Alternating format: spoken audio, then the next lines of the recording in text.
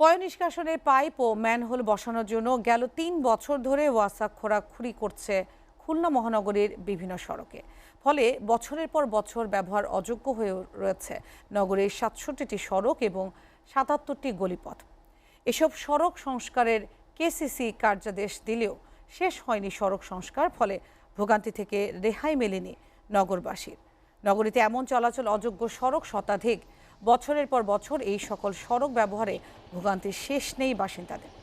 Khulna city corporation বলছে, ওয়াসার কাজে ধীরগতি ও খোঁড়াখুড়ি শেষ না হওয়ার কারণে সড়ক মেরামতের কার্যাদেশ দিলেও ঠিকাদাররা কাজ শেষ করতে পারছে না। ওয়াসার পক্ষ থেকে জানানো হয়েছে, কাজ শেষ হওয়া সড়ক ও গলিপথের তালিকা বুঝিয়ে দেওয়া হয়েছে কেসিসিকে। সড়কে ওয়াসার কাজ শুরুর আগেই কেসিসিকে সড়ক মেরামতে দেওয়া হয়েছে ৯২ কোটি টাকাও। এখন সড়ক মেরামত না হলে তার দায় কেসিসি।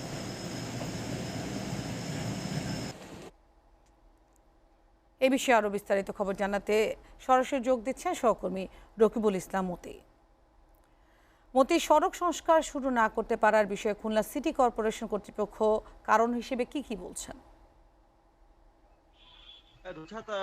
আমি আপনাকে জানিয়ে রাখি, আমি আছি খুলনার টুটপাড়া মোড় এলাকায়।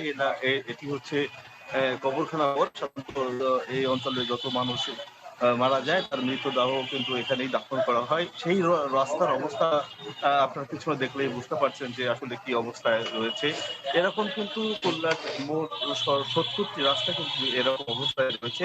আমরা এ বিষয়ে সিটি কর্পোরেশনের সাথে কথা বলেছিলাম। সিটি কর্পোরেশন কর্তৃপক্ষ বলছে যে ওয়াসা যেহেতু তাদের কাজ চলমান রয়েছে এবং সেই কাজ তারা সম্পূর্ণ বুঝিয়ে না দেওয়ার কারণে তাদের যে ঠিকাদারি প্রতিষ্ঠানগুলো কার্যাদেশ রয়েছে তারা কিন্তু সেই কাজ করতে পারছে না, এবং সেই কাজ না করার কারণে কিন্তু এই সমস্ত অঞ্চলে যারা বসবাস করে বা যারা চলাফেরা করে সেই সমস্ত মানুষ কিন্তু প্রতিনিয়ত চরম দুর্ভোগের ভিতর দিয়ে তাদের পার করতে হচ্ছে। এবং স্কুল কলেজ অফিস আদালত কোনোভাবেই মানুষ কিন্তু তারা মানে যেতে পারছে না, এবং যে যাওয়ার জন্য যে রাস্তা তৈরি করা হয়েছে, ছোট পাশ দিয়ে যে ড্রেন তৈরি করা হয়েছে, সেই ড্রেনের যে সরু ড্রেন তা দিয়েও কিন্তু মানুষ সঠিকভাবে চলাচল করতে পারছে না।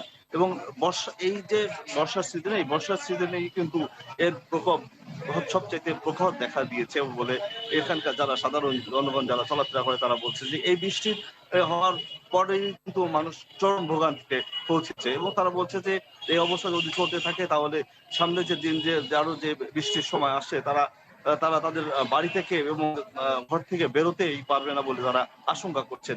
এই বিষয়ে আমি কনজারভেন্সি রাস্তার যারা ওয়াসার যারা কাজ করে তাদের সাথে কথা বলেছিলাম। ওয়াসা বলছে যে আমরা যে সমস্ত তাদের তাদের যে সমস্ত রাস্তা কাজ হয়ে গেছে সেই সমস্ত রাস্তার জন্য তারা টাকা দিয়েছে, সেই সমস্ত রাস্তার কাজ কিন্তু সিটি কর্পোরেশন করতে পারে, কিন্তু তারা কেন করছে না সে বিষয়ে তারা কিন্তু পৃথক আলাদা আলাদা বক্তব্য দিয়ে কিন্তু দায় সেরে নিচ্ছে।